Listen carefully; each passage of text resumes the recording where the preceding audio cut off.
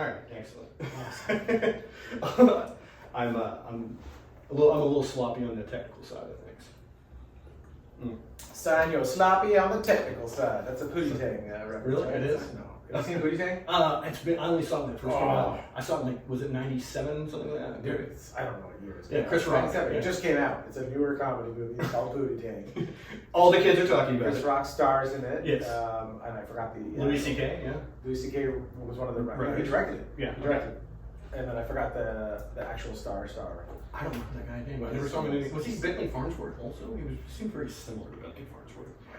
And I feel like I sound a little bit racist when I say that. I think no matter what you say, you look like a guy who's no racist. Yeah. I don't think you get away with it. Dude, I need to get a hair transplant. I need to get a second hair transplant. So that's not gonna help. No. You'll just be a racist with a great at it. Well, I mean that'd be an improvement. I don't know. I'm not good with gauging things, but I don't think I'll be. I don't want to be a bald racist. I'd like people to at least wait till they hear my mouth, something come out of my mouth before they think. Yeah, but I don't want to I want there to be a little bit of a reveal. You know, that's basically it. Don't waste the money on the hair transplants. How dare you? Spend it on a collection of T-shirts that say, "Whatever you're thinking, I'm not racist." It's a really good bold font. the disclaimer. Everybody will be like, "Oh, well, I'm on board with this guy." Immediately. Or it'll be intriguing. They'll be like, "I've got to know more." To tell. Bartender, send that man a drink. Which one? The one that claims to not be racist. We're gonna send him a bunch of tequila and see what happens. We'll find out if he's racist. Everybody, welcome to the podcast. I got one of the guys I started with, one of the very funniest humans. I'm glad he's back on the scene. Jon Tomashefsky. How's it going? One of my favorite humans. I'm here, dude. We ate pizza. We're happy. Oh, we ate some delicious pizza. Yeah, we're not giving them an endorsement until they gotta come up first with the scratch. Oh, really? Then I don't pay it forward. Do you have like a QR code that you give the delivery driver instead of a tip, and you're like, just log in, subscribe, let us know what you think. If he rates my podcast, I will shout. I think that's what I have though.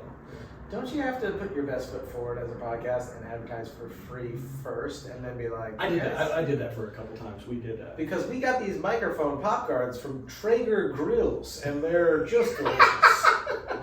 Yeah, Traeger Grill. They make a delicious steak. That's right. The pellets. I've been Traegered. By what she said. Yeah, they have pellets. It's just sugar and water. They say is what binds them. So is that really all it is? It's not. I mean, they advertise on Rogan, so they've got to be telling the truth. Well, I mean.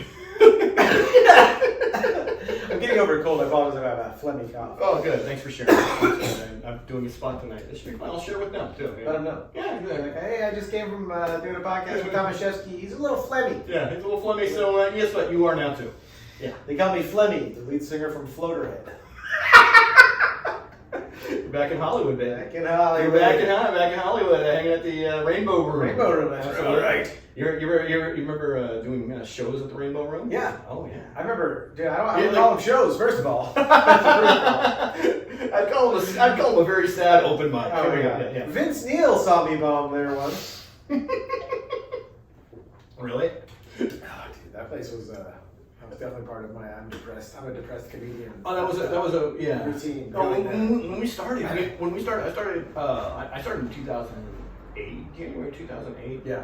And I used to get off work at Sunset La Brea, and then there was like a crew of guys, and you were like one that were like, all right, we're all gonna hit 25 mics this week. Yeah. And I was just like, oh, they're insane. And after like a week or two, I was just like, all right, I'm gonna try to hit just as many. Oh yeah. Yeah, it was, and it was guys like you and we were talking about like Ange and Jamar and all of them. They just like pushed me. You know what I mean? It was just like it was like almost like a little bit of a fraternity kind of thing. It was just like everybody was always writing, and, you know. Yeah. And yeah, I mean, it was fun to do that, and it felt like the right thing to do. And honestly, like if you love stand-up enough, that's it's a privilege to be able to write a bunch, and and to be around good people too. Oh yeah, we were definitely a supportive crew. Yeah, and it was so many people and different POVs and different and it was just it was so healthy. Yeah, it was great. I mean, there was a lot of great stuff about it, and I remember Angelo being really excited because we would take this. Whatever the train was to North Hollywood from here. Yes, the Red Line. Yeah. Greenbrier, it's like we're in New York. We'd be out like you're at Comedy Cellar. Yeah. Like, we're hitting spots. And we do 5 spots sometimes. Yeah. Like we do a lot of mics. We did Amsterdam Cafe, remember? Yeah. Go to the Ha Ha, all this stuff. Man, but it's good. But there's a dark side to it too. I have to admit, dude, I still am a sensitive guy, but I was so sensitive. Yeah. I was so sensitive. Like, cause you go to some spots you go to, and you're like, there's a cranky homeless person. What was it, Bliss Cafe? Like, I almost got eaten alive physically, literally. Not the place, like every third seat had tetanus in the place. All those people would go in and out too at the door. So you'd be sitting out there, I'd be talking to Rel, and then like, oh God, he's so funny. We'd be in a conversation and talking about life or something like that. Something then, deep. And then like a homeless guy would come up like in my peripheral as I'm talking to Rel, and he would look at me, and it's taken me until my early 40s to know not to make eye contact with everybody. Well, because you're a friendly guy. I'm just an idiot too. Oh, yeah, I want to be friends with everyone, and I'm an idiot. It's a really, really dangerous combo. And at that Bliss Cafe, I remember one guy one time stopped. And he made eye contact. Everyone else was smart enough to ignore, especially all the black comics that grew up in the city. They grew up knowing how to interact, and they only they come face to face with crazy. They knew better. Yeah, I grew up in the suburbs. Orange County. Two parents that didn't warn me about anything that was realistic. My dad would worry about like radioactive stuff and don't touch radioactive stuff in the streets. And meanwhile, no one told me like don't stare down homeless people. And I remember I'm sitting there talking with. Rel and I are sitting there, we're having this deep conversation, and I said, and Rel's real battle. Maybe you don't know street he's a super funny comic, but he's street smart. He's still very smart. You talk to Rel, you're like, hey, you're like, oh yeah, he's like, yeah, you're an adult. Yeah, as opposed versus me being like, am I an adult? I don't even know. I try to put my game face on, but I just remember chatting, and then like the crazy guy comes up and you lock eyes with him, and you're just saying like, is this a friend of mine? And they get closer and closer, and you're like, and they stand over you. I remember this one guy being like, I'm gonna kill you, motherfucker! I know it was you. And I'm just like, is this from a past life? Like I'm looking around, and everyone like, did I do something wrong when I was born during a different time? Like. How can I make things good? And thank God, all of the alpha male black comics that were street smart stood up around me and they're like, get the fuck out of here to the crazy guy. Yeah. But that was just like one of like 50 times in my life that I was like, I think I opened up the portal. I'm not supposed to, why did I do this? Like, and I still catch myself like, and then I'll pat myself on the back when I make it through something where I'm like, good job back there, Johnny. That was your... You didn't make eye contact with any crazy people. And I feel guilty, afterwards I'm like, they're human beings too. I hope they know I still appreciate them. I just didn't want to open a portal. We didn't prolong eye contact. You can make eye contact, but then you move along. Then you move along. Yes. But that's the thing that I don't think you know what I had to learn is you don't get to move along once you put the key in. The momentum starts going.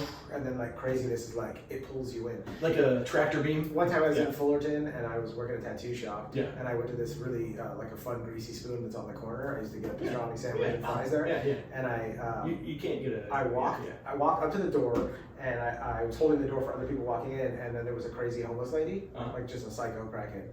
And I was holding the door and I was like, hello, and because she was whispering something to herself. Oh, she was in the middle of journaling. Oh, she was in the middle of schizophrenic handshakes with another realm, and I was like, hello, like, and she just kept whispering and staring at me, and I was like, I'm sorry, what? Like, just come on, I was already in my 20s, I should have known better. Yeah. And I was like, I'm sorry, what? And then she just kept mumbling. I was like, oh, okay. And then I closed the door and walked in. Yeah. And then I'm standing in front of the menu. This is like 2 minutes later, standing in front of the menu, and I feel hot breath on my neck. Drag. I would kill you, motherfucker. And I was just like, you know when you're in shock for a second? Like, in the movies you're always like, fucking do something, but like what happens to you, you're like, your brain's just like, did someone just close to my skin just whisper that they're gonna kill me? And luckily the restaurant called the cops on her and the cops came. But I was like, can someone please help me? This is very scary. and that's like, again, these are just some of the times that I can remember. These happen to be so many freaking times. It is, these are the highlights. And I still feel guilty for, like I said, not making eye contact now. You're a good dude. And I try to be. I'm a human. Sometimes I a good dude. Selfish decisions. I've known you I'm long a piece of shit sometimes. Sponsored by a piece of shit water. Are you a piece of shit? Are you a piece of shit? Or you need to stay hydrated from all that shit talking and shit thinking. Do you have pieces of shit in your family? Are they making you a piece of shit? Have you tried to tell them and then they complain about how you always bring up how they made you a piece of shit? My mom does. I like this. Oh my god. You like this? Yeah. Road Dogs. You're gonna do a book review for something I read twice in 15 years. No, I'm stoked to read it. And you've got a couple pages in. You're good. Start talking about it. I'm gonna check out Road Dogs. That's the name of my podcast, and that's the shit that we do. So. And the Road Dog Show. That's what Angelo used to say to anybody if we even just drove across the city together. Road dog! We went to Santa Monica from Los Feliz. We're road dogs. Oh yeah, so we're gonna be hearing this a lot about Angelo Bowers, one of a guy we started with, one of your best friends. I didn't know him as well. I loved him, but he was. You knew him though. I knew him well. I knew him as well. I loved him. We used to send pictures of like John Kruk to each other, things like that. Fat guys that played on the Oakland A's. He loved seeing those. If he was alive, like I was literally as I was fucking pulling to outside. If he was alive, I'd be like, this is how it would go down. I'd be like, Creepy, what are you doing? I'd be like, I'm going to Matt Lewis's to do a podcast. Oh, Creepy, I'm busy. You got to do a podcast with Matt Lewis today. Oh, sorry, Creepy. I'll text me when you're done if you're still allowed to text me. Like he would just roast me for everything. Oh yeah, Angelo was one of the funniest humans. We had the fortunate we were fortunate to start with him. Yeah. And also he was also like a monster. He was a great performer, but he was also like a prolific guy who was always writing and knew his voice nonstop immediately. Nonstop. And yeah, that's a great point. Knowing his voice immediately. Yeah, at such a very young age, he knew his look. He knew. I mean, his disgusting look. That's not what I meant. His slobby son of a bitch. If you are still wearing one of my old flannels up in heaven with mustard stains on it, prescription sunglasses. When he went to his overall stage, and I used to be like, "Oh, Creepa, you auditioning for Of Mice and Men too?" I used to love to tell him that. Creepa, you still on the Deadliest Catch? Oh, I love to tell him that. When he grew his beard out when he had cancer. Oh god, it was so funny. He came back after his operation. He had a fucking he'd wear a beanie and his beard was huge. Oh yeah. He had his old sweatshirt. Oh, he did look very. And Gretchen bought him. His girlfriend bought him like nice shoes, like some Pumas. Yeah. And like baggy jeans that fit his like baggy jean look, but they were like designer baggy jeans. She must have gone to JCPenney's and spent in the day in 2010. She must have spent $150, which is a ton of money. Yeah, that's JCPenney money in 2010. And that motherfucker wore it one day, and I was like, "Hey, you look fantastic, and it's still your style." Yeah. And he's like, "Fucking, I can't wear this shit." Like, and he went back to like his Costco Kirkland retired 90-year-old Modesto dad shoes. God damn. Anyway, so Angelo Bowers was one of the funniest people we ever got to meet. We started with him, and it was like I said, and he was like an inspiration. He's an inspiration. I mean, like remember like when Gerard dropped his special, dedicated it to Ange. Oh yeah. I was gonna say I don't remember if you commented on that. It's like no, he was dead. You said remember when Gerard dropped his special? It's like I don't remember Creepa having anything to say about that special for some reason. Oh, he was already dead. No, I meant like the other way. Yeah. Creepa, he honored me in it. Creepa, he spelled my name wrong. He did on the show. Oh, he's so fucked up. Funny. Who's Angelo? Yeah, dude. Also, it's like a caption thing. It would have been so easy to fix. It's do you correct people when they misspell your name in like credits and stuff like that? I don't.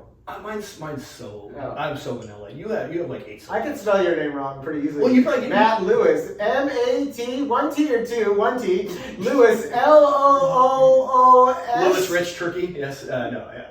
I mean, like you probably even get the John with the H in. Literally just today, I watched something that someone was cutting that I made, and it had an H in it, and I was just like, I'm not gonna say anything. It's not gonna matter. Yeah. Right? Is that why you went with a short name? When I shortened my name? Well, I shortened my name because I'm an impressionable, weak soul of a person, and Ralphie May told me to shorten my name. Oh. And that was such an awkward sign. That should have been, like, looking back, that should have been a sign that, like, you're going the wrong direction. It's fine. And turn me, turn my shoulder. It's fine either way. I'm alive. I'm happy about that. So it's good. Yeah, I won, Cream Pie! I'm still here! Can't say that for Ralph. Yeah. Yeah, Ralphie's dead. He's with Cream Pie right now. They're both fucking probably having a buffet up in heaven, dude. They're both eating the fucking... I hope Ange got to run in first. The Rio heaven. Oh, yeah. Ralphie, you ate all the chicken wings. He's too scared to tell Ralphie. I can't even do a good Ralphie. But yeah, no, Ralphie told me to change my last name, and I just did it. And I was like, I felt so sleazy. I remember calling my mom and be like, "Mom, can I change my name? I'm just gonna do whatever Ralphie says." Because that's the thing. He's established, and he's somebody to listen to. But he's just a human being. Yeah, but everybody is. But we're talking about comedians and somebody who was further along in the profession. He was the first big headliner that liked one of my jokes enough, repeated it. Yeah, he's like, that feels so good. That's a good one. And I was like, thanks, man. Wow, Ralphie May stuff, and he's a great comic. I mean, he's a truth telling, just says whatever the fuck's on his mind, and he's Southern charm. Yeah. I mean, he was fantastic. So yeah, he told me a lot of stuff, and I was just like, "Yes, sir, Ralphie, sir." Yeah. And I was too old for that level of apprenticeship. I should have. That should have been something I did. Like it was given to you too early. I think. Yeah, dude. No, too late in life. I think at that age, like you think about some of our friends that are successful, and you think about like their like confidence in like knowing, and it's like they know what advice to take. And like I still, as an adult, I'm like I probably would fall for some stupid shit now in my 40s. I probably am falling for stupid shit right now. Listening to myself is a dumb guy to listen to. This guy doesn't know it. You ever trusted your gut? You're like, what the fuck is this thing? Falling for like the toll road scam when you just get a text message from it. Oh my god, don't remind me. I gotta pay that thing. Oh no, I actually did. My UPS package is at the place right now. I gotta send it to my You can hold off on it. Anyway, yeah, I think I got the toll road thing today. I actually did owe money to the toll roads, and so I did give my money to the wrong place. Did you tell the toll roads like, listen, it's not my fault. Everybody that tells me that they're no, I knew I did owe them because I have the pass, the turnpike pass, toll road pass, and I had switched my debit card, and so it wasn't tied to where it was from. So I did have an outstanding balance to them, and I did because I never updated it because I never used it. Yeah. And then the Nigerian prince was like, "Hey, God, you better pay them back. We're gonna." It's like a Jamaican Cosby. Yeah. Are you Nigerian? Because you sound like you're. It was a Jamaican Cosby. Yeah. So, was it Princeton Town or whatever it is? What's the name of the area in Jamaica that's all famous? Kingston? Kingston, that's what it is. Kingston. Yeah. In Kingston Town. America. What the guan? What the guan? You owe us money in Nigeria, man. Huh? You guys don't have coconuts there. What's going on? I hear it in the background. Yeah. You guys have steel drums in Nigeria too? Totally, man. They make a band. They start doing Zoom shows for each other. Dude. Exactly. That's what they're gonna start collaborating on Instagram. As Nigerian and the Jamaican. You gotta collab, dude. Yeah, you gotta. That's what we're gonna do with this. That's right. It's you gotta collab. Yeah, we're bringing both audiences together. Absolutely. Mm-hmm. So we can get those ads for. Piece of shit water. I was gonna go with the pubic hair shavers. Pubic hair shavers? Yeah, that's what it's good. That's what I'm trying to get from my advertising now. You think that your podcast is a manscaped podcast? Like I don't think that's your demographic. What do you think my podcast is? I think between you, me, and everyone that's ever listened to a Matt Lewis podcast, no one's shaved their balls more than once. Do you shave your balls? Like at some point, you're like it just ends up itching. Well, you're married now. Yeah. So I mean, that means you gotta take extra good care of yourself because you don't want to offend your wife. This no, just some chick I'm trying to lay. This is my wife. But I haven't shaved my balls in forever, so I'm just not practicing what I preach. You gotta respect your wife. You gotta give her what she wants. Well, not me though. I'm pretty lazy, but I shower. Is that not enough? They ask for so much, I'm sure. I'm married and I shower. Yeah. My wife and I have like a full routine when we know it's sex time. Yeah, that's nice. Yeah. I initiate, I start off, I let her think that nothing's gonna happen when she picks up a book and starts reading it, and I strip off my clothes in the other room and I drop my package over the book right in her face. And if she giggles, then I'm like, all right, we're about to do it. This is great. Nice. If she slams the book closed with my package in it, I know that tonight's not a good time. Yeah, maybe Thursday. Maybe Thursday. Once my paper cuts heal, Cool. and my what do they call a smashing wound? Once the battery of my poor genitalia heals. I mean, the only good thing that can happen is, it'll give you less girth, but it may make it longer. Maybe, I don't know, like squeeze it longer kind of thing. I like my penis to be flat. I like it to look like Bart's foot in Spaceballs when they dropped the giant... When they crushed it? The giant golden shrine on it. That's what my penis looks like. It's just a flat, beautiful pancake. And for more pictures of Jon Tomashefsky's penis, you can click the link below. That's right. Click in the link description below. Yes, exactly. That's right. That's right. You got your OnlyFans set up. Patreon. You gotta go to Patreon if you want to see my pancake penis. You get the episodes 2 to 3 days early, and you get to see Shefsky's cock. Wouldn't that be crazy if I had a flat cock? I mean, we have time to find out. It'd be so because also the book means that it would be flat this way, so it wouldn't be flat like a tie hanging down. It'd be like flat. It'd be like construction paper or something like that, I guess. Maybe just like a straight box after a while. Yeah. I don't know. I'd have to try to move into that world from the music video. It's the only place my cock feels normal in the drawing world. Oh, yeah, Take On Me. Yeah. Yeah. Runaway Railway at Disneyland. My cock looks normal there because it's just a 2D Just drawing graphic. like Have you been on Runaway Railway at Disneyland? I don't know what that is. Okay, tell me about Disneyland. You're a Disney enthusiast. Oh, I love Disneyland. Well, you grew up out here. There's a ride at Disneyland called Runaway Railway, and it's so freaking good, and it's got a great message to it too. But I won't spoil that. You just gotta go do it.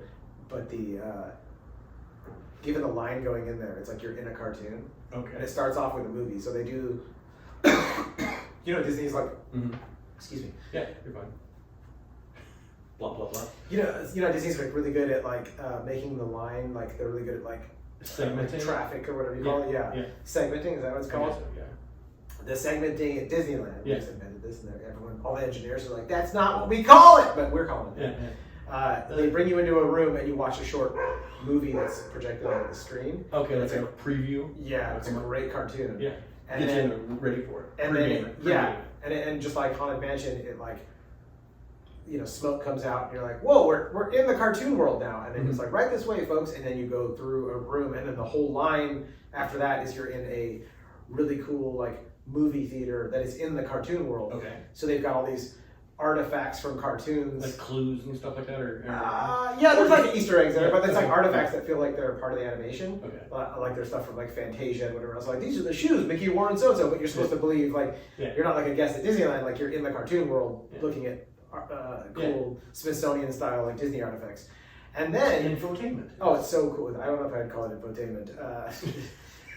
The InfoWars ride is not my favorite. And we're still on it. Our society is still on it, and I can't believe how popular that ride is. And the frogs are gay, yes. The frogs are gay, as if that matters. Oh, the frogs are gay. All right, well, are they raising children? Yeah. Then leave them alone. Yes. Nothing on that? Okay. Are they paying taxes like the rest of us? Yes. Then what's your complaint? What's your beef with these frogs? The frogs are not paying taxes, actually. Yeah, they are. I knew the frogs were gay when I went to go buy tickets to Wicked, and they were all in line. It was. In front of you? Oh yeah, there's so many frogs in line. They actually bought the last ticket. All right. No, Disney, Haunted Mansion. So. That's my job for tonight. So. Yeah. Go with this. So you're in this museum, like this cartoony Smithsonian thing, and then you go into an area where you're going to get in the cars to be on the actual ride. Shoveled up. And everything's got strokes around it, like it looks very much like it's drawn. Okay. Like everywhere. So that's really fun. And then the ride starts, and then you're in a cartoon with Mickey and Minnie driving basically on a train cart, and it's just so well done. Yeah. And the message is beautiful. It's like a message of like, shit ain't always perfect, but like that's life, and, it works. Make the out. best of it, and don't let good be the enemy of perfect, or perfect be the enemy of good. Totally. Yeah. Imagine applying that just like to life. Like sometimes in life, like stuff goes awry. It's like we're talking about like the video stuff, and like how I was like almost had paralysis by analysis of it, Yeah. So. And luckily you just get over it. Just fucking do it. Get over it. Not everything's gonna be perfect. If it sucks, take it down. It's such a good attitude, but it's crazy how some people realize that really fast, and some of us it takes like decades. I'm one of the late. I'm one of the late bloomers. Late bloomers, dude. Yeah. I'm going through puberty at 50. I'm just like, oh, that's how you do it. Like I'll read a self-help art book, like what's his name? Rick Rubin's got his book, Creative Act. Yeah. And you're like, why did I have this when I was 12? Yeah. I mean, maybe my life wouldn't have been. Maybe I would have died by now of like drinking and or like fucking heroin over. Who knows? Yeah. I was in a band that made it, and then I just in the bathroom listening to Pink Floyd. Who knows? Yeah. So maybe it wasn't supposed to be that way. But yeah, if you could just learn that lesson. If you're watching this, if you're gonna take anything from this podcast, it's drink shit water. Shit water. Shit water. Shit no, water. It's like shit water. Do your art project and stop waiting for things to be perfect. Don't wait. Yeah, don't wait for permission. No, don't wait for I permission. think somebody posted that or something. It was Hooper, actually. Alex Hooper. Alex Hooper, dude. Yeah, shout out Alex Hooper from America's Got Talent. Very talented man. I was talking about him earlier on the other one, and yeah. Well, here we go again. Alex Hooper. I mean, no, he posted. He's been just really open about like, post. It's like, why are you waiting for permission? If you put it up and it doesn't hit, pull it off. Who cares? Throw it out there.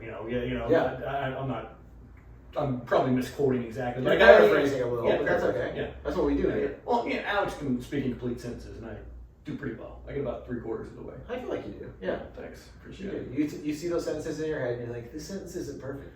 I gotta get it out there. Yeah, I gotta get it. I'm like George W. Bush sometimes whenever I talk, but not like politically, but just the fragmenting.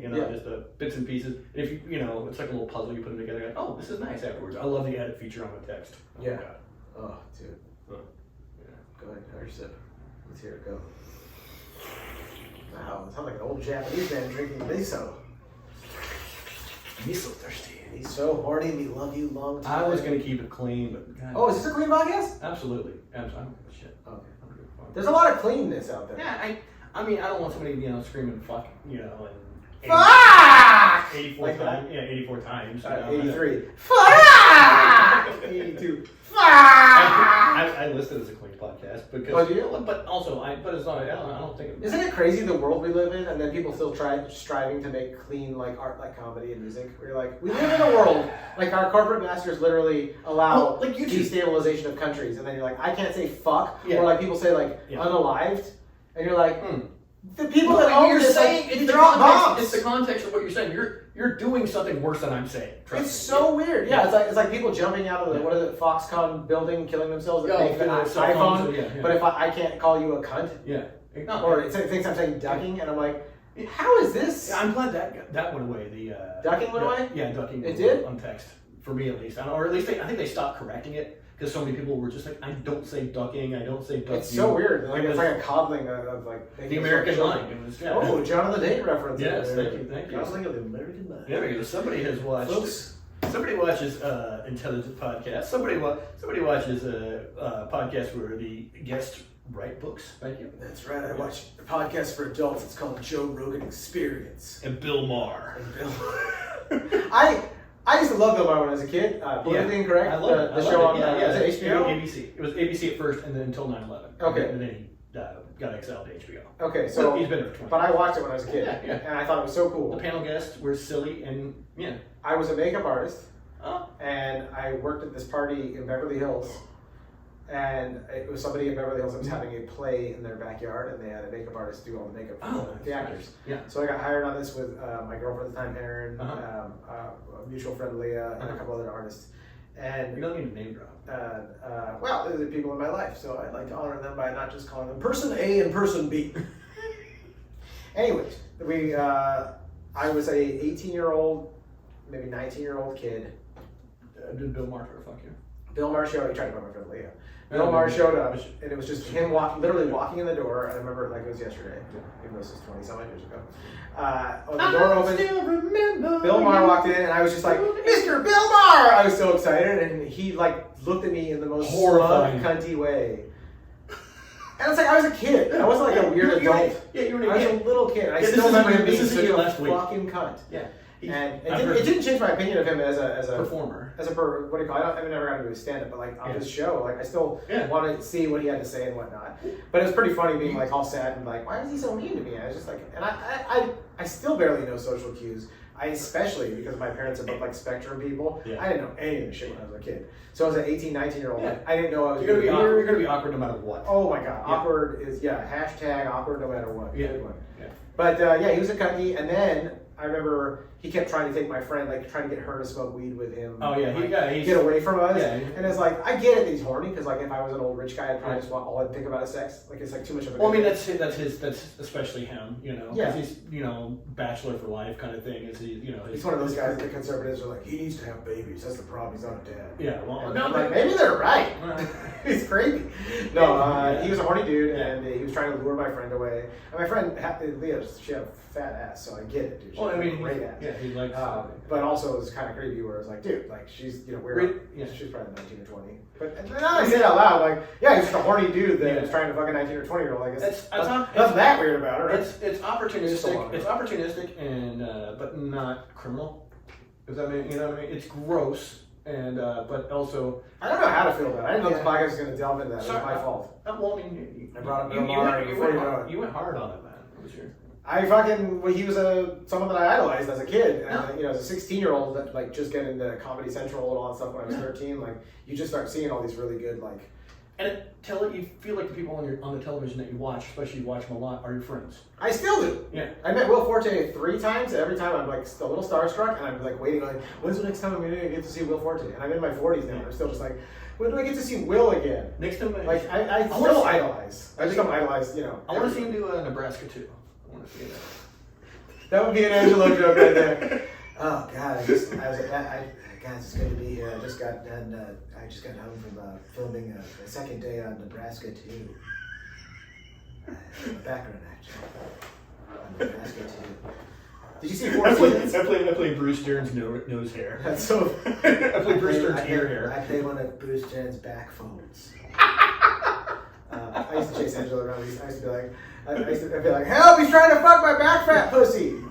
That was like a thing we always would say. Back fat pussy. He would say it or you would say it? We would both say it. Oh, okay. I would constantly. It was a stupid weird. We'd call each other fetus dick. Yes. And we'd also be like, help! He's trying to fuck my back fat pussy. And he'd be like, get over here, let me fold your back fat pussy. And these were the funnest times ever. Yeah, no, yeah. They were the funnest times. Well, now I'll tell that to my kids. You know, it's like I tell my 9-year-old, like, you're old enough now. You're playing Angelo. They're like, what? Yeah, you're like, you dress up your son. Yeah, It's pretty easy. You just gotta get a hat wig. I give him one of my flannels and go to the thrift store to get a pair of cargo pants. No, I mean at the Hollywood costume store, they have a Gene Shalit costume.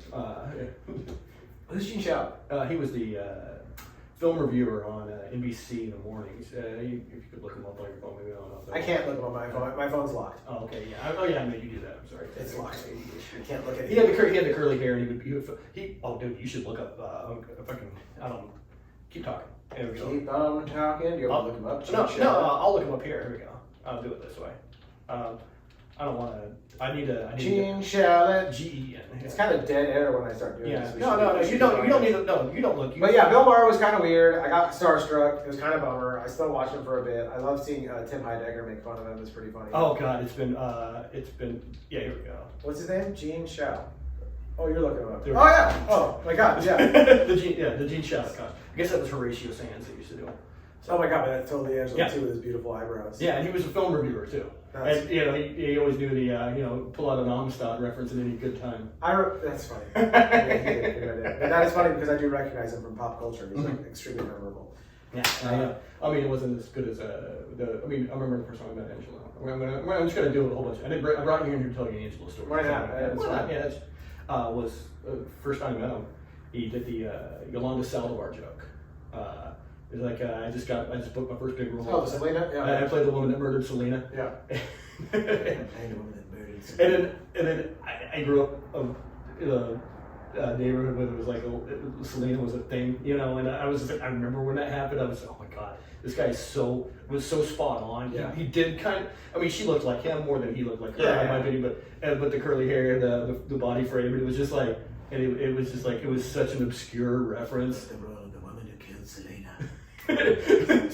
Like Selena was like Latino Britney Spears. She was like beloved at the time, And it was. Isn't it crazy that shit happens to people where you're like, how come you? It's like a Tenacious D sketch with Lee, but then it's like in real life you're like, why would you kill? You read J.D. Salinger, so you shot John Lennon. You're just like, why do people kill the people that they supposedly like? I think crazy has a lot to do with that. Crazy. I know, it's a dumb question. Well, crazy and access to guns and mental health, and they don't have people around them like that. They don't have people around them to say, hey, dude, what's going on? That's a great point. So should we need to do that more to people? Hey, dude, what's going on? But then that breaks my rule of not making eye contact with crazy people. Well, you shouldn't. You should. Oh, good. I mean, there's other men. Well, you guys take care of that. I don't have anything to do. I'm out. No, you guys stop the mass shooters. I'm gonna go eat some sushi. Yeah, I'm terrified.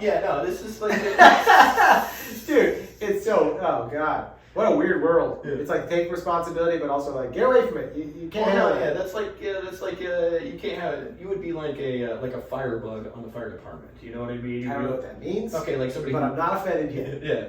Like everybody runs out to the firemen, run out and hop in the truck and run out to the fire to put it out. Yeah. And you're the guy that sprays gasoline all over the place because you're just not good at putting that fire out. Oh. There's a long-winded example of me being too mentally handicapped to help put a fire out. No, to help other handicapped people.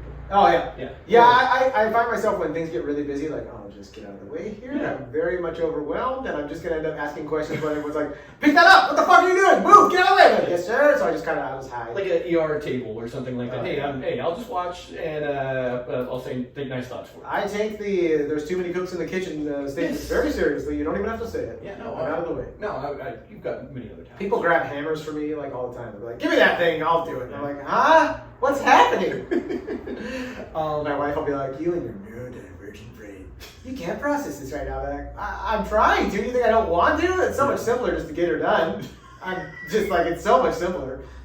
I want to. I'm also just frozen in place right now as I'm being eaten. It's just, things are complicated, dude.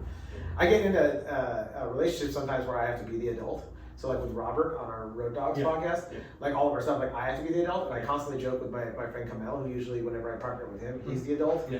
And I'm like, I have to be the adult again. Yeah. Oh, dude, it's so tough. Is it exhausting for you?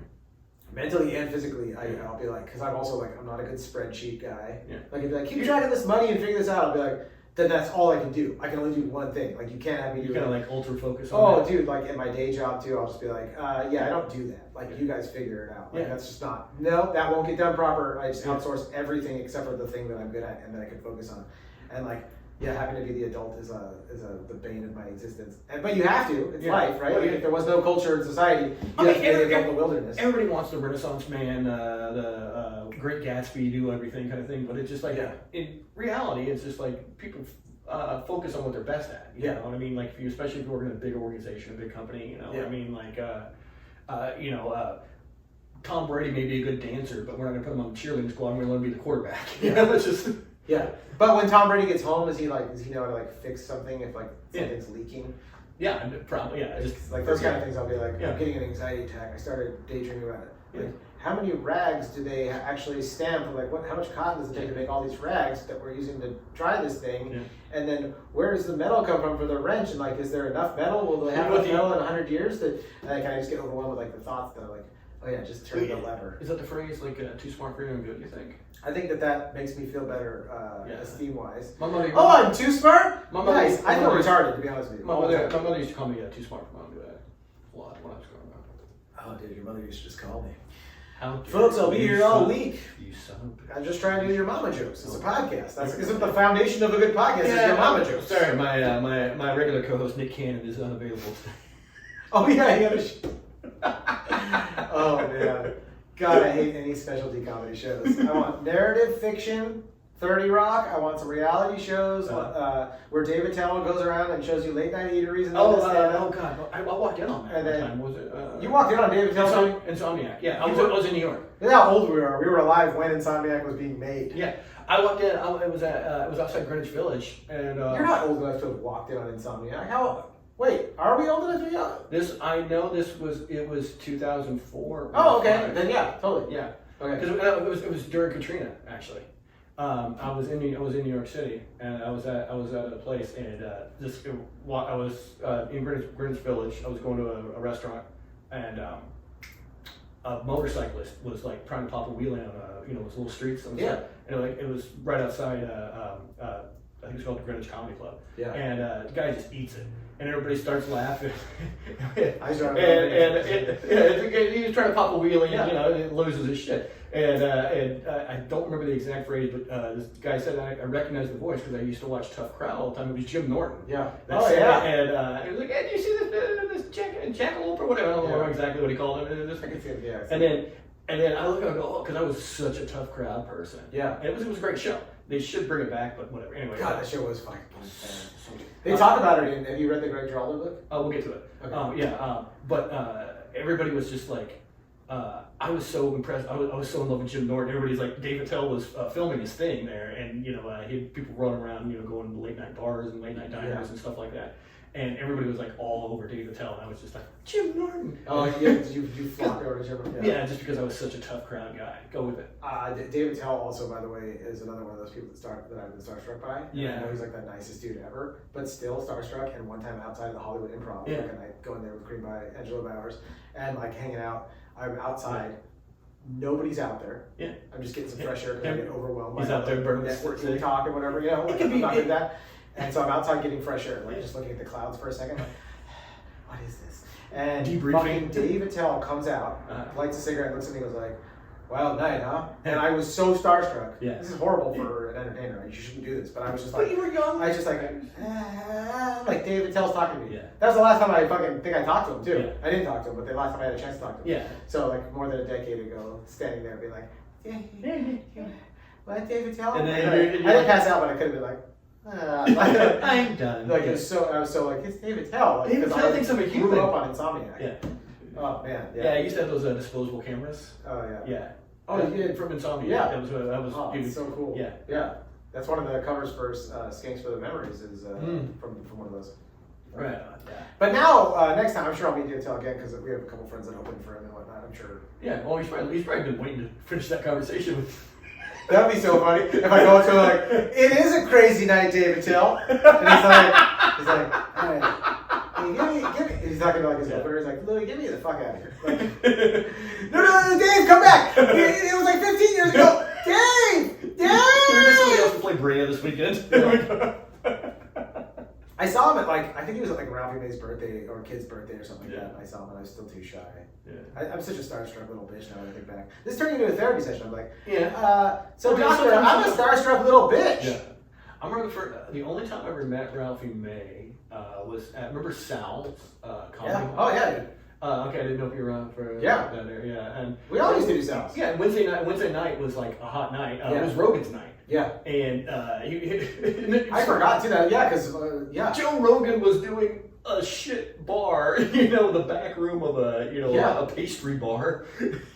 Joey Diaz used to do it too. It was like a big Rogan and all of his buddies. It was Rogan's night, like sometimes Neil Brennan. It's Rogan's night. Is that ladies' night? It's Rogan's night. And we're gonna do some steroids. He bench pressed the stage. We just watched him lift things. He just curled Angelo. 1, 2. Just did kettlebells with the microphone stand. This is so before on it. He would pull people out of the stage and wrestle. He had no idea that those were the glory days. That was comedy. Yeah, but no, to think it was like he was making like $30 million off a deal and he was just hanging out. Yeah. I mean, he was still a TV star. But it wasn't enough money though, Matt. He had to really up it. he wanted more than Wednesday night at Sal's Comedy Hall. The amount, dude. I think that was he was already back at the Comedy Store. No, he hadn't already done it. He was a month or two from getting back in. Yeah, it was right before that, and that's whenever they got him back in. Okay. I think officially it was more about like when Tommy left the Comedy Store. That's like such a sign of how weird comedy is that you can be like famous and still be like, I'm not getting enough spots. Yeah. Weird, right? You're like, you got to get that club. Can't you just walk into the improvs anywhere? Yeah. Which, by the way, the improvs that are not in Hollywood are so much better. Really? If you go to Brea Improv's awesome. Ontario Improv's look, it's huge. Awesome. It's huge and beautiful. I mean, the room setup you're talking about? Yeah. But I mean, like the audience too. Like you go to Ontario Improv, it's blue collar workers. Yeah, they're the fucking best. It's normal people that talk the way real they talk. Human beings. They get a little tight butthole on this side of town. It just is what it is. Yeah. For so many reasons. Yeah. Like entertaining in Hollywood, like not only are people more offended because they're into like obsessive politics or whatever, but they're also their mind isn't there. They're not excited to they're not wowed. Like just like rich kids that are not impressed by anything. They're not spoiled. No one gives a shit here because it's like my neighbor's fucking Rodney Dangerfield's daughter. It's like I don't care that like this guy's sitting up here. Yeah, Dane Cook's going on after you. I'm saving my last. Yeah, Dane Cook's who invited me here. Okay, and I'm coming as a favor. Yeah. It's supposed to be at Spago or wherever Jack Black mentions in fucking one of his bits. Yeah. Yeah. So I think like you go to Ontario and it's like it truly is like a plumber that makes good money and his wife who's a teacher. Yeah. Once you get they're such great audience. Yeah. Once you get on the other side of 110 or something like that, or just out of Hollywood, If you go too far though, you start just going into scary zones. Yeah, that's all. The hills have eyes. And you're like, now they're laughing, but I think it's because they want to eat me. Afterwards, they've seen Mad Max too many times. We're in the hills. Yeah, all the cities outside of LA are a lot more. Bellflower, the comedy club down there, it's called The Comedy. I think it's called The Stand Up. How is it? So much fun. It's a good time, dude. It's what you think it's going to be. Whenever you're like just getting out of town, it's mostly Latino audience. They came to party, dude. Remember like Refried Fridays? Remember it was like the only fun show at the Improv. Yeah. Where it was just like people. It was like a car club was having a birthday, and and it would be like some killer Latin comics, and they throw like not actually killer. You're saying no, sorry, yeah, no. You're trying to advertise for these people's show. I mean, very strong. Dangerous MS-13 about to be deported comics. That's not that is what you're saying. Sponsored by Shitwater. You're such an ass. No, that was too much for you. Anyway, it was a great triggered. It was a great Latino-based show, and they would throw like a couple of people up from their Tuesday showcase mics. Yeah, and it would be like sink or swim, bro. 5 minutes. I love it. Well, yeah, I used to do Felipe Esparza's room, Wild Coyotes, and it was like a cholo room. Oh yeah, dude, it's so scary. And I again, not knowing how to read body language, completely naive. I would like pick fights with cholas after the Lakers lost, and be like, oh my god. Dig myself into deeper holes till like Philippe would like pull me off stage and be like, "Damn, what happened, fool? Just don't say that anymore." Like, but I'm just having fun. We're Yeah, is that not what a comic does? Like, I'm just used to being like having someone hold a gun to me and being like, okay, I'll rip harder, so please don't shoot. I'll make more fun of you. Dude, I'm such an idiot. Dude, some of those rooms made, like I used to do the Felipe's after that. It was called Sunset Room with Martin Rizzo and Flocka. I remember Sunset. Johnny Rowe. Yeah, I remember that. I remember. Love all three of those guys. Is that one still around? I did it a while ago. That's in an area like Rolling Heights that has a lot of good Korean barbecue now. Oh, okay. A lot of good. Yeah, 66. That's far from here though. Oh yeah, That's closer. Yeah, I'm close. I don't know if anybody's running that anymore, but it was so much fun. It was just a silly room, and you could not interrupt a Lakers or a Dodgers game. You know, yeah. That's the worst thing. You're doing a spot. You're like, oh, we gotta wait for these fucking grown men that are playing a fucking game for $10 million each to fucking finish throwing a ball around to see who fucking won. Well, they all fucking won. They all have giant houses and healthcare. Who fucking cares? Well, sorry, obviously I'm not saying anything against sports, but just like don't let them intersect with our stand-up show. Well, I mean, they also I didn't realize this till this is how unaware I was. R.I.P. Kobe. They're up there hanging out with Angelo right now. Huh? What are you saying? This is how unaware I was. What? I didn't know so many people had money on the game. Oh, do they? Yeah. They still? Betting. Yeah. Just people still bet that much on games? Yes. No, the apps and stuff like that. Yeah, the DraftKings and all that. Yeah. I still think of an app as mozzarella sticks. Yeah, so do I. People, that many people do that? Yes. Yes. Is that where Dave Courtney makes all his money? Is yes. betting? Barstool Sports, yeah. Barstool, yeah. I mean, I thought it was rating people. So many people. Sports were the gateway into sports betting. I didn't know this. Yeah, ESPN has picked that up too, where it's called Bet ESPN. They're basically get people. It's just Las Vegas in your phone. Yeah, you want to know what the Dodgers score is, blah blah blah. Oh, hey, do you want to put money on it? And people are so bad at betting. They almost lose so much. But there's a reason people are doing it. Yeah, it's the Dunder Mifflin effect or whatever. They think they're all smart. Yeah, and it's I remember.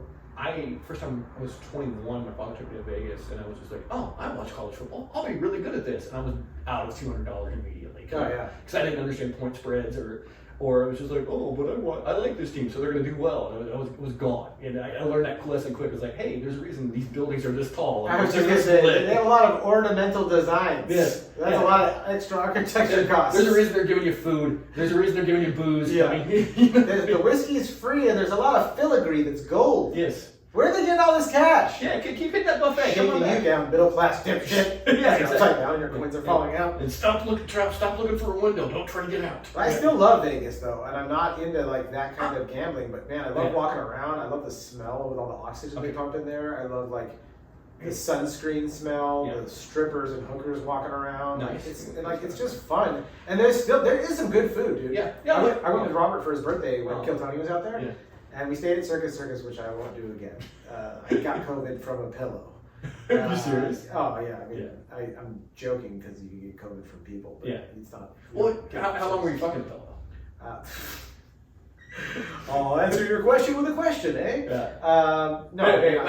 I slept actually. Air conditioning worked well in our room. Were you fucking a pillow, or was the pillow fucking you? That's what I told my wife. Yeah. And she's a pillow, baby, please. Who is this? She goes to my phone and it says pillow. It says Serta. Who is this? Serta. Serta could be a stripper's name now. What was the guy? My Pillow, the fluffy, the My Pillow. Oh, Mike Pillow guy. Yeah, no, just My Pillow. Yeah, My Pillow. Who is My Pillow? I didn't have sex with a pillow, Matt. This is a podcast. This is going out there to the world. I didn't have sex. Let the record state. I doth not have intercourse with any pillow, blanket, or other comforter, or duvet. Yeah. Or duvet. That's right. Or duvet, Duval. Robert Duval. I didn't have sex with him either. Me and Robert Duvall. He's so old now. Oh, tender mercy. He's alive still, right? Tender mercy. Can I still have sex with Robert Duvall? Oh, he's dead? I think so. Then I guess I could. It wouldn't even count. He's dead. Check out my newest novel, Me and Robert Duvall, written by Jon Tomashefsky.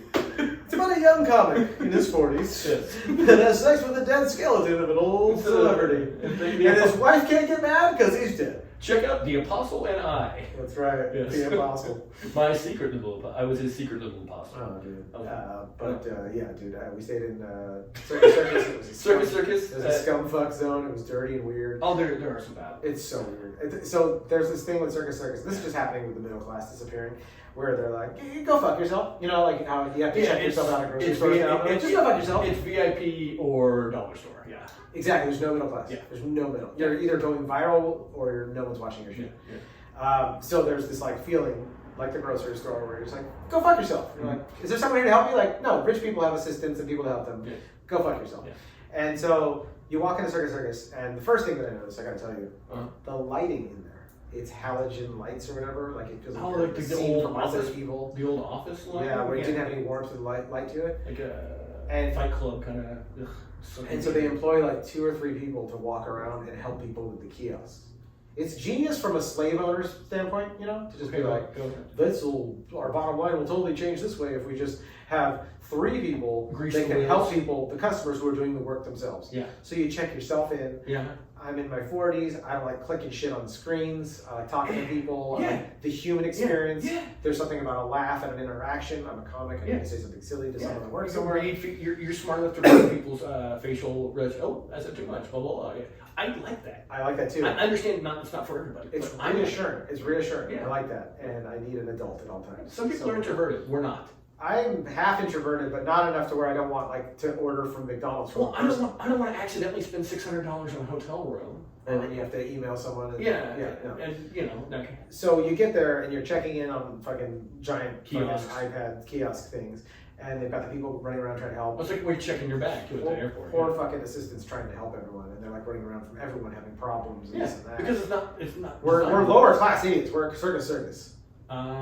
You know what I mean? There's nobody fancy staying there. It's all a bunch of us, like people that are already drunk. And like idiots, and just like, oh, it's bad. Like Tiffany Haddish won't be there. Yeah. No, she will not be there.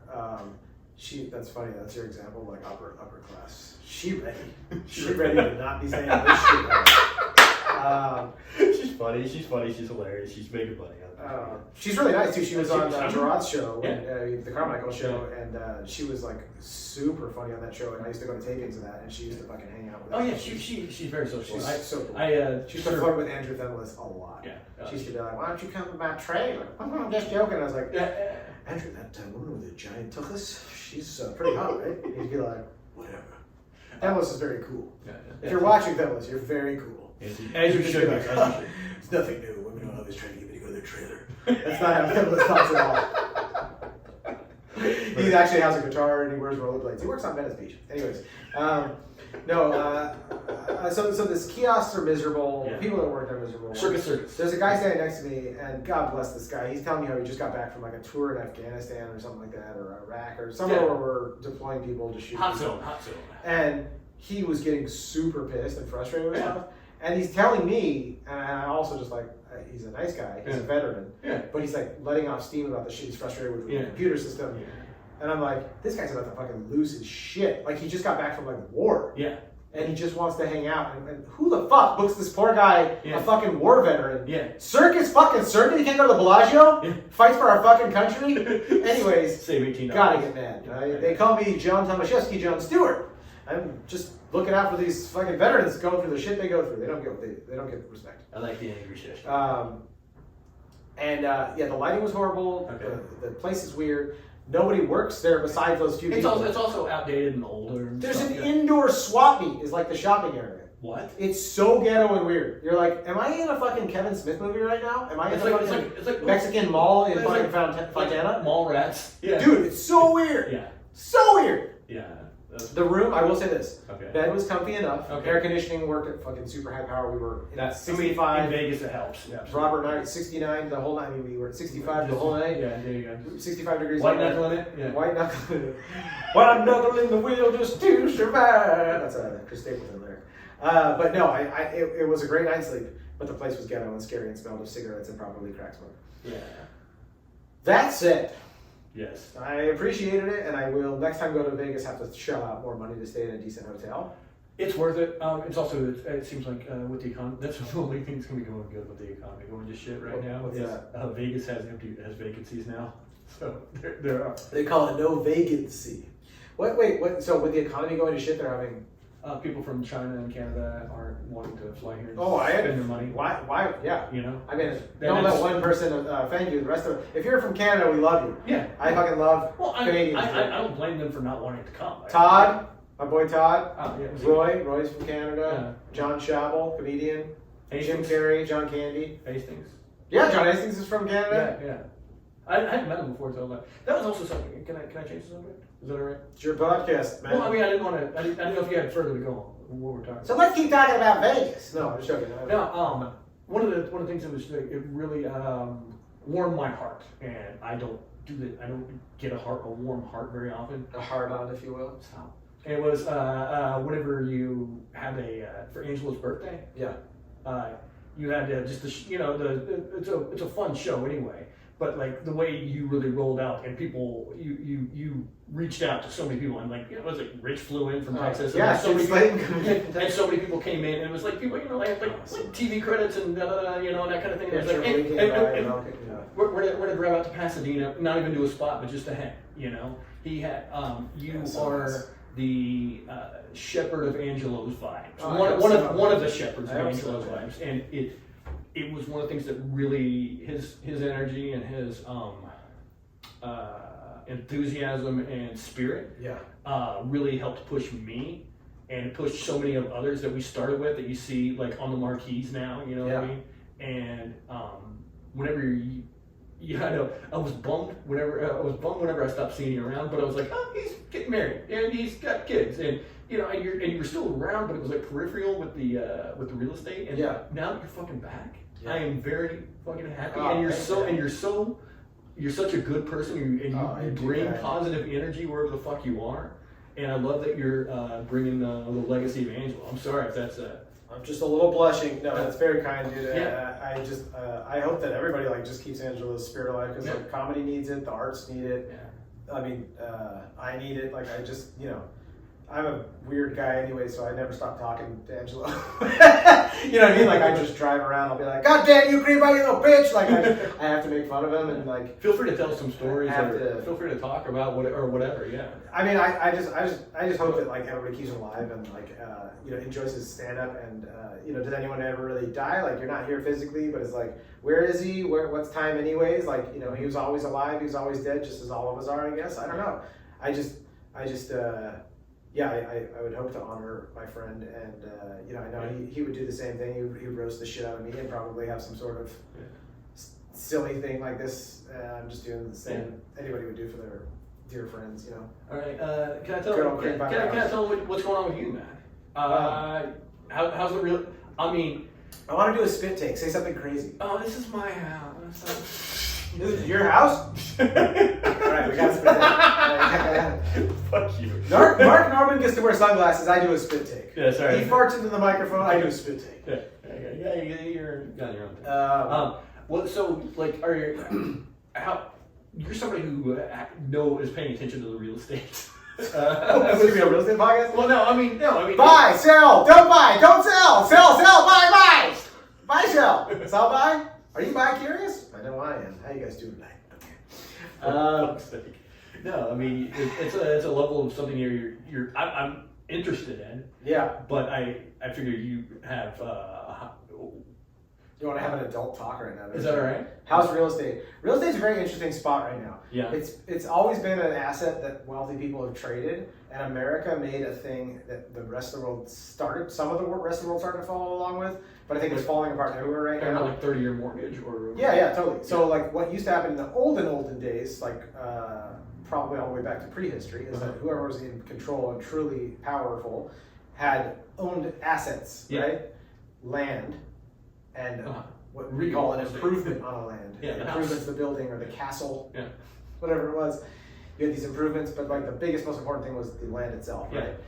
And that's how all of the good and bad stuff in history was from that kind of stuff. People owning people in the land, and like being able to do whatever they want because they own the actual soil. And America made this amazing thing, and for all the bad stuff that we've done and all the hysterical complaining about how evil America is, a loud vehicle. Yeah, I'll tell you about that later. Yeah, I hate that guy.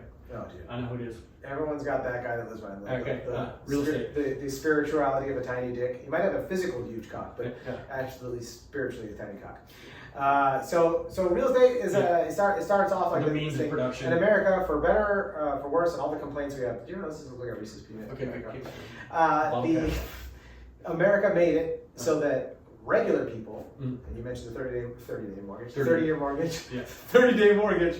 On the next episode of 30-Day Mortgage on HGTV, will the wealthy people hunt down and kill the guy who bought the house he can't afford? 30-day mortgage.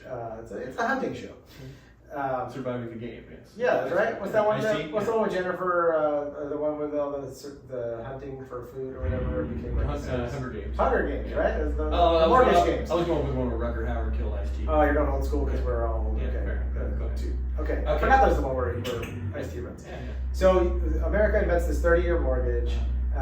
Conspiracy theorists still complain about it, by the way. You'll still see that. What is he revving? Is that a trophy truck? I'll tell you about it. I'll tell you about it. Yeah, I'm going to be focused. I'm sorry. I'd rather I'd focus on the story, but I am who I am. So conspiracy theorists will still complain about the 30-year mortgage and say that it was a way that they tried to enslave people through the banks, which is also funny. I disagree. I disagree with that. But I can see the rationale. Oh yeah, there's a lot of interesting. It's how you want to take it. Yeah, there's a lot of funny ways that people will see this, and that's fine. But I believe it was a good thing, and they created the middle class, which means they allowed working people who are not from wealthy families to acquire property through a very long payment system called the 30-year mortgage. And you could write off the interest. There's other benefits besides that, but if you're just looking at the quick and dirty of how it's a benefit is in the olden days, up until this point, in general, through all civilizations, if you were rich, you had a lot of money, you would buy the big stuff you want. Yeah. Okay? And you would barter for money, and you'd get the stuff you want if you were wealthy in whatever the currency was. Yeah. And then at some point, this country invented a way to say, hey, you don't have to start off with a ton of money, you just have to start off with some money that's 10% down, that you can save up to put down, and then you will make payments on this thing, and at some point, you'll pay it off. Yes. Was that a scam, and is some of those things fucked up? Yes. Or so, is the way the interest is compiled kind of silly and kind of predatory in ways? Sure. But overall, it was a way for you to be middle class. And also, was there a lot of racism and sexism involved? Absolutely. Totally. Yeah. So, but shut your hysterical complaining mouth up and realize, not you, but just the people who do, and realize, overall, this was a way for the middle class to get their footing in, to start collecting assets. Redistribute wealth. To their children, or have a place that they can pull money from to do something else important in their life. Build a legacy. Whatever. Huge thing. So it built the middle class. So it's great for that. Yeah. And then fast forward to where we are in 2000 and. Do you have a hard out on anything? Interrupt me. Do you have a hard out on anything? It's 5:25. Is it already 5:25? Yeah. What time? I had to leave 5:24. This is bullshit, man. No, we can finish this tonight. And then I didn't want to. Fuck you up. I can tell you need your fap and a nap. Okay, so I'm doing it right now. Not the nap. 2 fake arms. The special effects of this town. They're on sale right now. Prosthetics, yeah. All the studios are closed. We're getting these guys for cheap. Man, it's like I had 2 fake arms made for me. It looks like I'm holding onto the microphone. So I can masturbate. And he's fapping while I'm talking. So I can masturbate. You just see that, like, what is going on? And you're like, keep talking about real estate, please, please.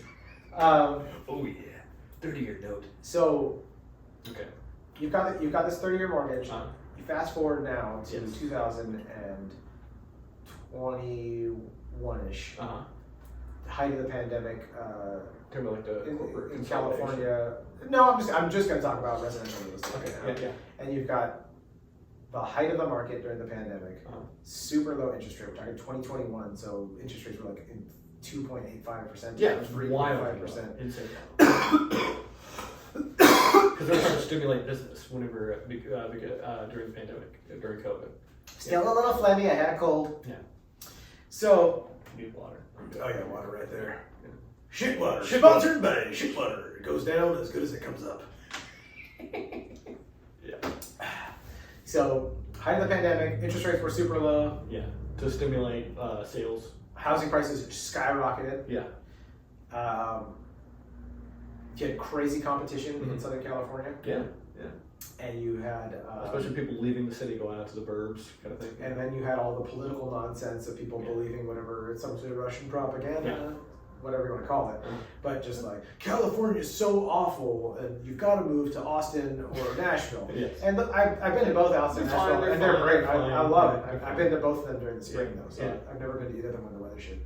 Yeah. So I've been there in the spring, and they're like, the restaurants are great, the people are friendly, the weather's beautiful. Every city is good for a week.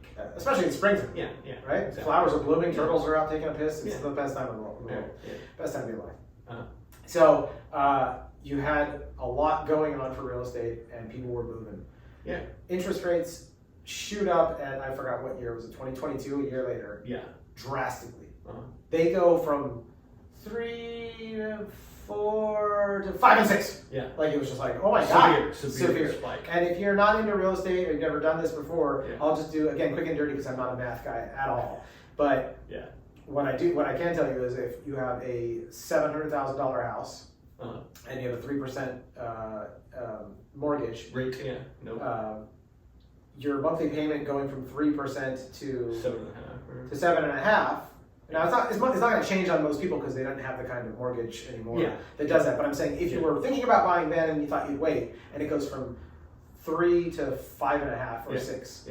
You're talking about, depending on what you're putting down for your down payment, you're talking about sometimes thousands and thousands of dollars a month, like lots of thousands. Like going from like, oh, my mortgage was $3,200 a month, which for a couple in California that make a good living, you go, hey, how many we each put in? I have a friend. It's doable. Yeah, one of my friends is a couple. It's 2 husbands, right? And they both make great money. They're great people. They're responsible. They're not drug addicts. They probably spend money on poppers or whatever gay guys do on Saturday nights. But antiquing. Antiquing? Antiquing. Oh, antiquing. I was like, tiki. Is that a new thing? Antiquing. That was Charlottesville. Yeah, they have great taste, so they probably spend. They go for fancy dinners. But imagine them two each going like, let's each put in $1,600 on our mortgage, and then we have other $500, $600 in miscellaneous bills for our house and whatever else. Utilities and you go, okay, like we each make $5,000 a month or $7,000 a month, and we each throw after taxes throwing in $3,000 each for this is like, oh, we still have money left over for retirement, for our bills, for travel. They got to get the nice Robert Graham shirts because they're gay dudes, right? I had to throw that in. If you're listening, I love you guys. Anyways, they're not listening. They're both responsible adults. They don't listen to podcasts. Instead of like health podcasts and they're just smart guys. Anyways, how to meditate. Going from that, when it was 3% mortgage to 5.5 or 6. So let's say 6%, the interest rate doubling, and they're like, oh, what's our mortgage? $7,300 a month. Like it just. And this is quick and dirty. So if you're checking my math, it could be different, and it depends on the down payment. But you're just talking about going from like doable, like, oh, it's the American dream. It's going to be stressful, and we're not going to have as much liquid cash because we have to spend a lot for our mortgage.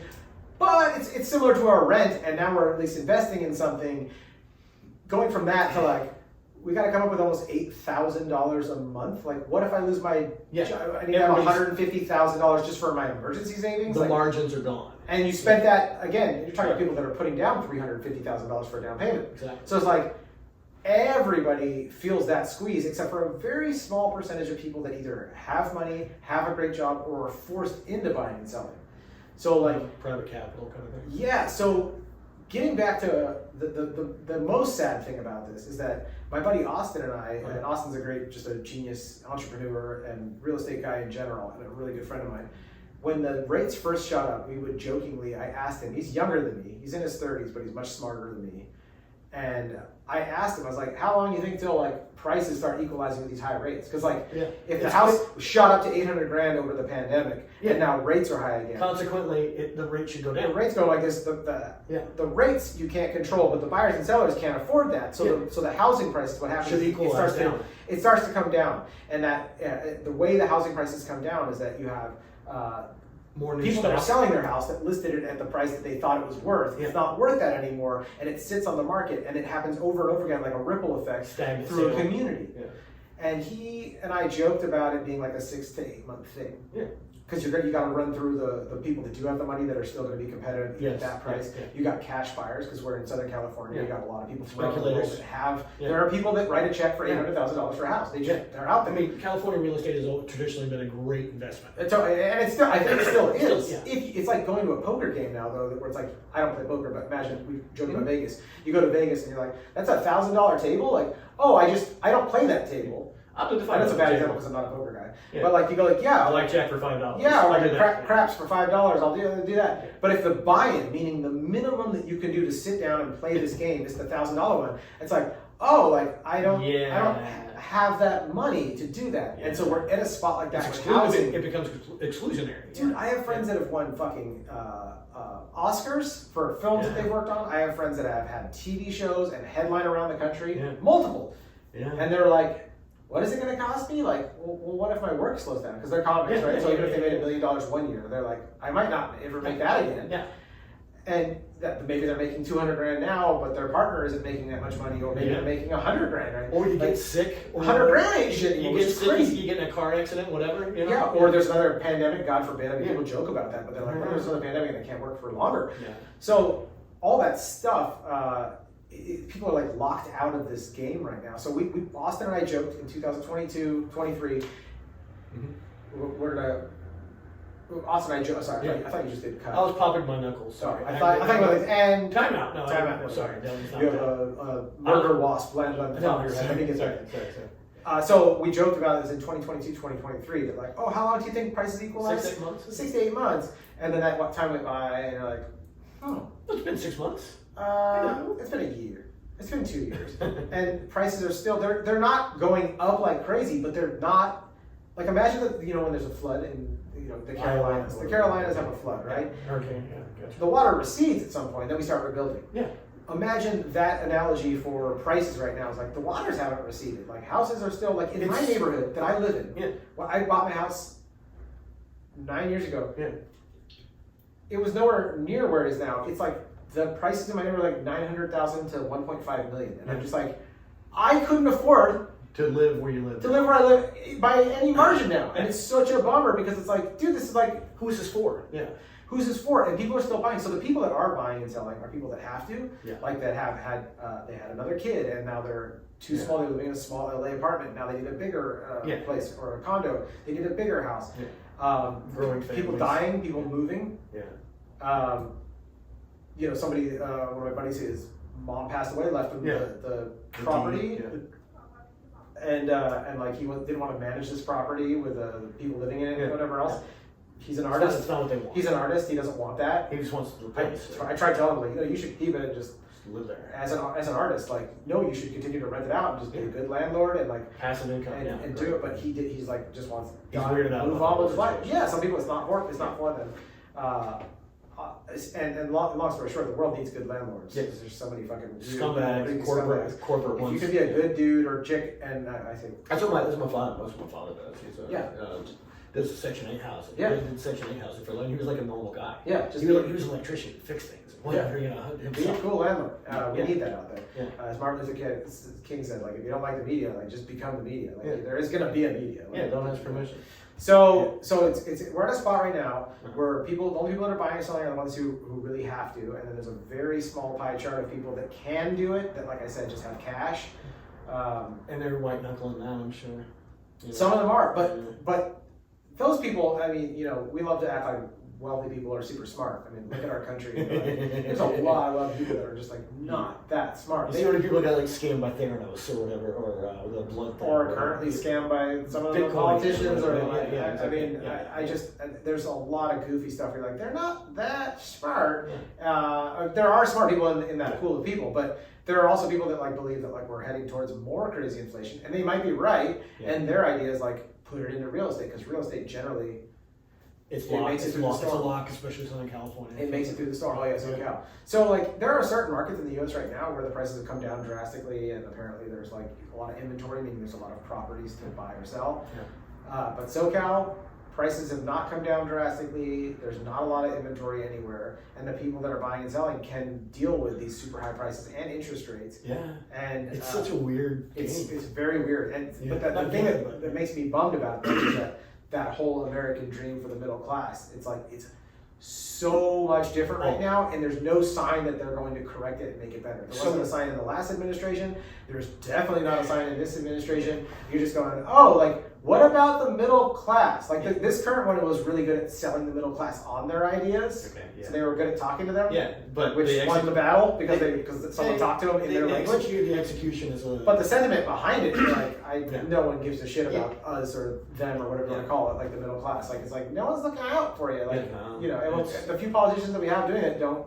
The Andrew Yangs and the Bernies don't really get that far. Yeah. And you go, all right, like who's going to look out for? Well, because their messages get knocked down by big banks and Fortune 500 companies who will be hurt by, or they feel they will be hurt, or we're going to get a smaller piece of the pie. That's not fair. I don't know what the answer is. Sorry, I didn't mean to make this such a weird thing. No, I don't think it's a weird thing at all. I don't know what the answer is to make solutions for this kind of stuff. I can't believe how this podcast went from like fucking super fun comedy I'm to sorry. like fully adult. No, I don't mind because it's something that I'm an expert on, and it bugs me to like. To a certain degree that like it goes the way it goes. Yeah. I shouldn't say I'm an expert. Well, I am. I'm a professional expert. I know this shit. Yeah. I know, and the stuff I don't understand, I let you know, like disclaimer, like I don't know math really well, and this is just a theory, or this is what I'm seeing anecdotally, boots on the ground. But yeah, it concerns me for the middle class and the future of humanity having a middle class because I grew up middle class and lived a good life because of it. I love fancy boy stuff. I love sushi and fancy hotels, and God willing, one day I'll fly in a first class, and go somewhere fun and not be all like this and stressed out. Like, oh my God, am I supposed to be here? Am I supposed to be like an imposter? Yeah, I never feel like that, dude. Yeah, I never feel like that. I'm like, fucking yachts are boring anyway. Suck my balls. Until you get on one. Huh? Until you get on one. No, I do. I like the smells of like rich stuff. Where like mahogany. Yeah, dude. The smells of like sunscreen, mahogany, fresh air being pumped in somewhere, beach stuff. Yeah. But no, I think it's definitely concerning where you're like, is the middle class going to have a shot at like just staying middle class? Not saying that like the American hustler dreams of like Instagram, where everyone's going to be rich and have their own yacht. Just staying middle class. Yeah. Because like, yes, the freaking wealthy life is really great, but also like, at what point? It's marginal how much better rich people's lives are. I think people don't realize this. Like middle class hasn't.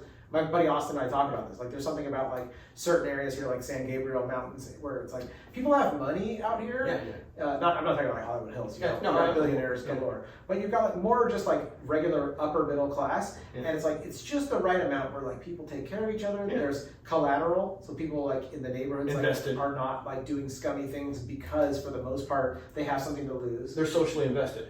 They're socially invested, but they're people that still go to a local church, a local temple. They're into local sports and things, if they can, the college and things like that.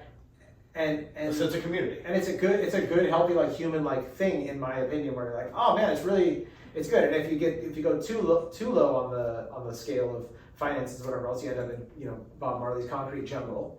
You end up in Eazy-E's fucking like okay, yeah, and that's no fun because that also doesn't have to care about the sanctity of life and all that important stuff and people suffering and kids not getting to live a good life. And if you go too high up on it, you go to like fucking Will Smith's kid wearing a fucking house as a hat. You're just like, listen, man, that kid needs to work at Applebee's quickly. Get him a job at Applebee's before it's too late. Probably is too late, but just saying. That kid probably has a rape dungeon in his room. But I don't know. Is that too far for this podcast? Claiming that the Illuminati are bad? Is that a stretch? I would. The Illuminati's bad. Get him out of here! I'm gonna edit it out. I'm gonna call it a rape cellar because that's. Isn't that a comedy? It's a comedy club in New York City. I'm a regular at the rape cellar. I mean the comedy cellar. It's called a organized chaos. Is your name on the wall? No, but my leather necklace and leash is. But my DNA is. Everyone gets a leash with their name on it. The Rape Cellar is a great comedy club. Even the early shows are dirty.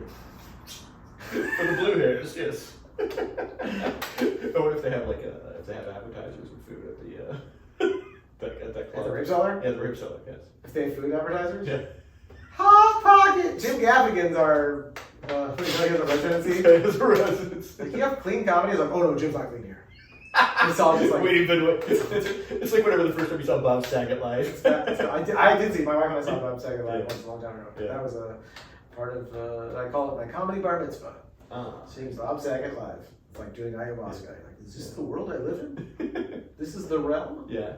Are you good if we wrap up, or?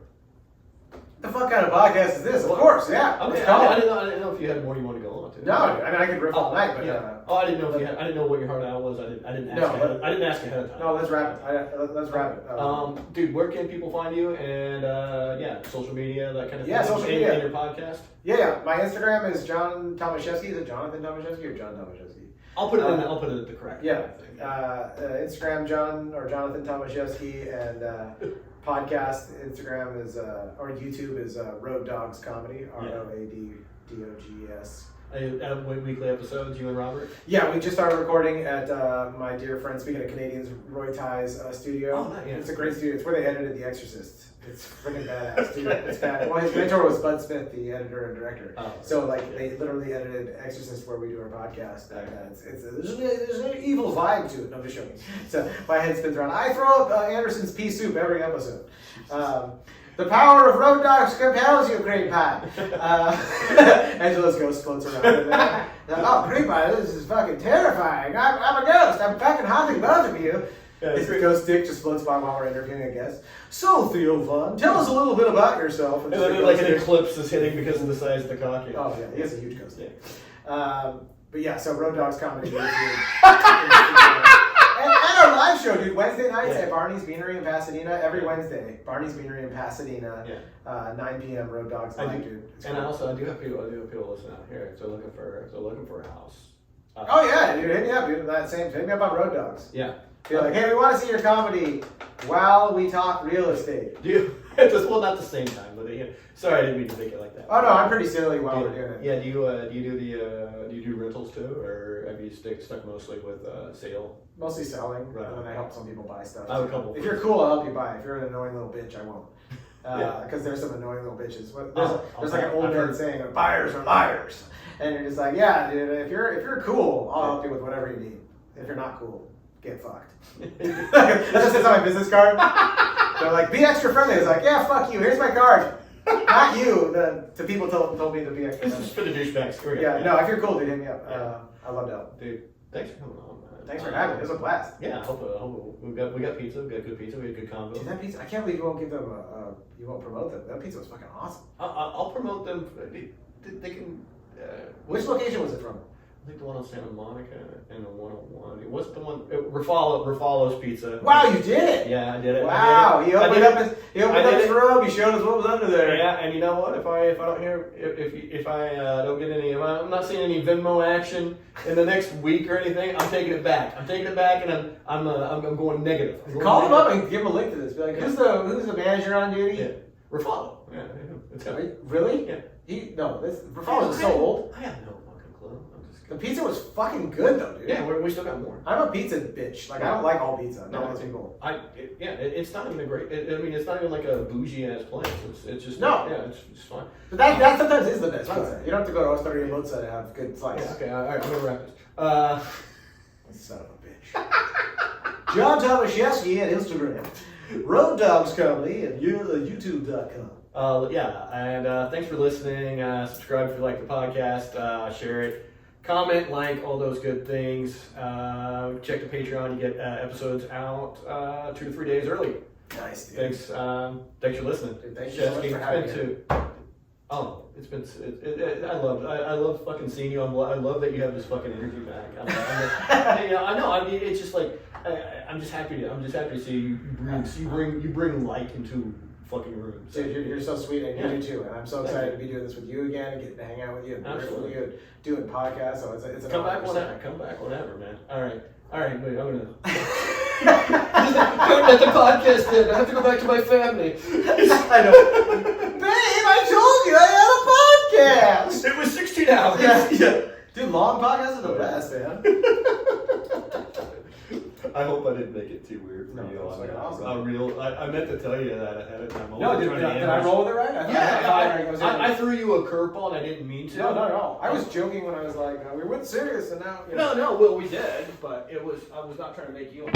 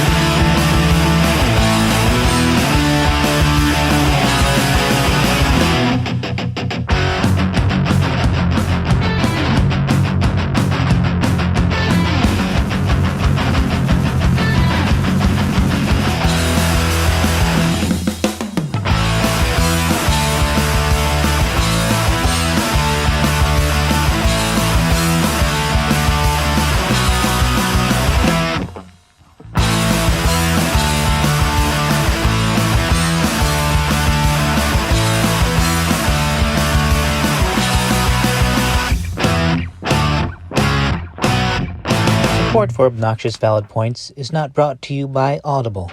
Audible, are you too stupid to read a book? Have one read to you. You'll find no books or mentions of books at patreon.com/ovpoints.